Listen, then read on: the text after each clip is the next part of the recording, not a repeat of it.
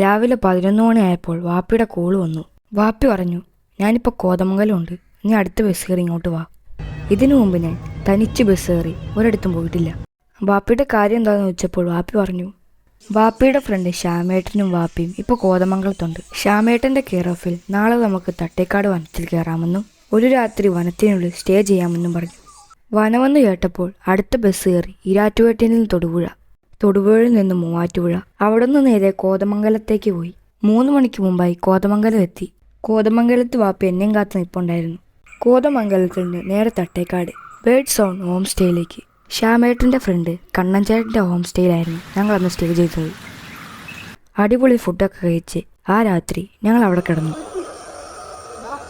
രാവിലെ എനിക്ക് അവിടെ ഒരു കൂട്ടുകാരനെ കിട്ടി, കണ്ണൻചേട്ടൻ്റെ മോൻ ശ്രീകുട്ടൻ. ശ്രീകുട്ടൻ്റെ വീടിൻ്റെ മുറ്റത്ത് ഒരു അടിപൊളി കാഴ്ച കണ്ടു. ഞങ്ങളെ നോക്കിയിരിക്കുന്ന മലയണ്ണൻ. അവനതിലേക്കൂടെ എല്ലാം ഓടിക്കളിക്കുകയാണ്.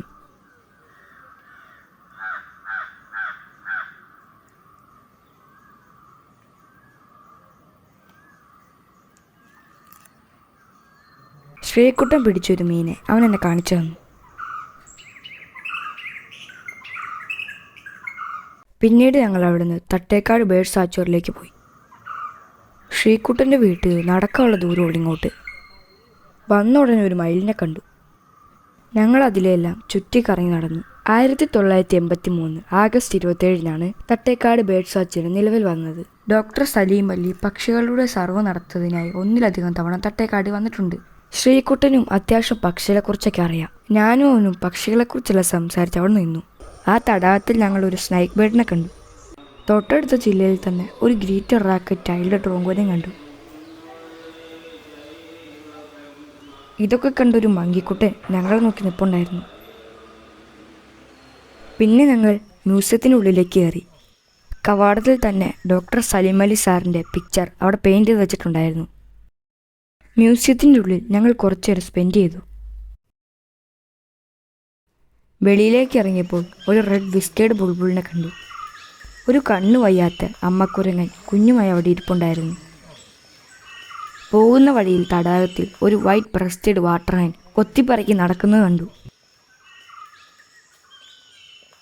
തൊട്ടടുത്ത് തന്നെ ഒരു കോമൺ കിങ്ഫിഷറും ഉണ്ടായിരുന്നു. അപ്പോഴേക്കും ആ കുളക്കോഴി കാട്ടിലേക്ക് കയറുകയായിരുന്നു. വീണ്ടും ഞങ്ങളൊരു മലയണ്ണാനെയും കൂടെ കണ്ടു.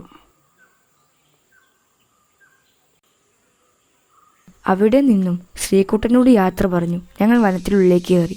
ശ്യാമേട്ടനെ കൂടാതെ എൻ്റെ കൂടെ മനോജേട്ടനും ദാസേട്ടനും ഉണ്ടായിരുന്നു. ഞങ്ങളെ കണ്ടതും ഒരു കുട്ടിക്കുരങ്ങൻ ഓടിപ്പോകുന്നുണ്ടോ. അവിടെ ഞങ്ങളൊരു ബ്രൗൺ ബ്രസ്റ്റഡ് ഫ്ലൈ ക്യാച്ചറേയും കണ്ടു. എന്ത് രസമാണല്ലോ അവനെ കാണാൻ. കണ്ണൊക്കെ ഉരുണ്ട് നല്ല ബൊമ്മക്കുട്ടി പോലെ. ഇവനൊരു ദേശാടന കിളിയാണ്.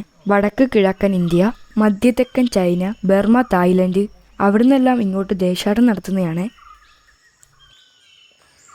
വീണ്ടും ഞങ്ങൾ യാത്ര തുടർന്നു. പിന്നെ ഞങ്ങൾ അവിടെ ഒരു ഫെയറി ബ്ലൂബേർഡിനെ കണ്ടു. മലയാളത്തിൽ ഇവരെ ലളിതപക്ഷി എന്നാണ് പറയുന്നത്. അവൻ്റെ കളറൊക്കെ കണ്ടില്ലേ, എന്തു ഭംഗിയല്ല കാണാൻ. തേനും പഴങ്ങളും പ്രാണികളുമാണ് ഇവരുടെ ഭക്ഷണം.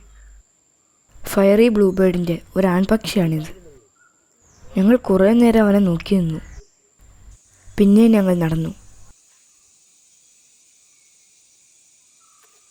ആ പോക്ക് പോയത് കാടിനുള്ളിലെ ഒരു വാച്ച് ടവറിലേക്കായിരുന്നു. വാച്ച് ടവറിന്റെ ഫ്രണ്ടിൽ ഒരു വലിയ തടാകമുണ്ട്. നല്ല ഭംഗിയല്ല കാണാൻ. കണ്ടില്ലേ, വെള്ളത്തിൽ നിറയെ ലിറ്റിൽ കോർമൊറാന്റ്.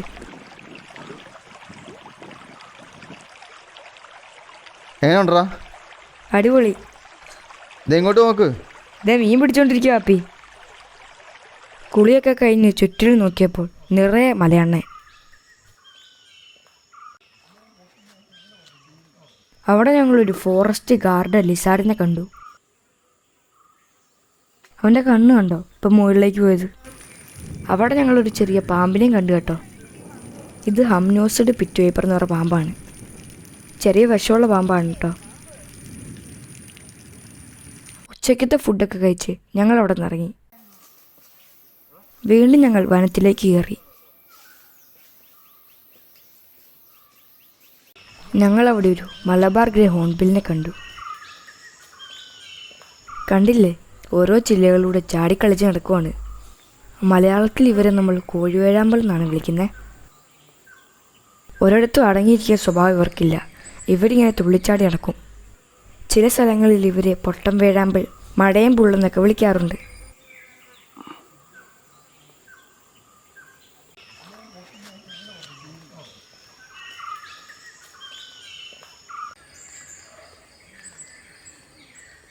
കുറെ കൂടി ഞങ്ങൾ കാടിൻ്റെ ഉള്ളിലേക്ക് പോയി.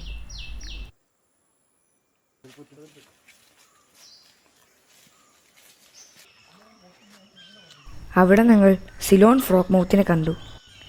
മലയാളത്തിൽ ഇവരെ മാക്കാച്ചിക്കാടെന്ന് വിളിക്കുന്നത്. തട്ടേക്കാട് വരുന്ന ഏതൊരാളുടെയും ആഗ്രഹമാണ് ഇവരെ ഒന്ന് കാണാൻ. ഇവരുടെ ചുണ്ട് തവളേനെ പോലെ ഇരിക്കുന്നതിനാൽ ഇവരെ തവളവായെന്ന് വിളിക്കാറുണ്ട്.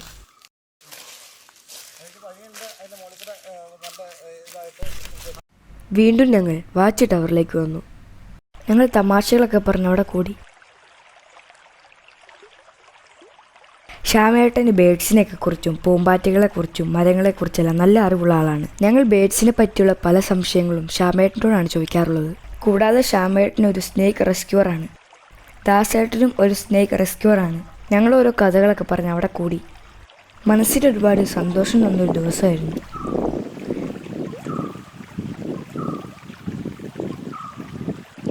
കണ്ടോ, ഒരു ഇൻ്റർമീഡിയൻ അഗ്രഹിച്ചിരിക്കുന്നത്. മലയാളത്തിൽ ഇവരെ ചെറുമുണ്ടി എന്ന് പറയും. സന്ധ്യയാകാറായി. ചെറിയ മഴയുണ്ട്. ആ രാത്രി ഞങ്ങൾ അവിടെ കിടന്നുറങ്ങി. പിറ്റേന്ന് രാവിലെ തന്നെ ഞങ്ങൾ അവിടെ നിന്ന് ഇറങ്ങി. ഞാനും വാപ്പിയും കൂടെ പിന്നെ സലീമലി പക്ഷി നിരീക്ഷക പാതയിലേക്ക് പോയി. അവിടേക്ക് കയറിയപ്പോൾ തന്നെ ഒരു ജംഗിൾ ബബ്ലറിനെ കണ്ടു. തൊട്ടപ്പുറത്ത് തന്നെ ഒരു മലബാർ ഗേ ഹോൺബിൽ ഇരിപ്പുണ്ടായിരുന്നു.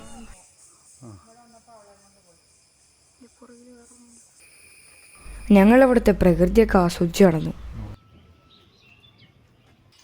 കണ്ടോ, ഒരു മലബാർ വുഡ് സ്റ്റേക്ക് ഇരിക്കുന്നത്.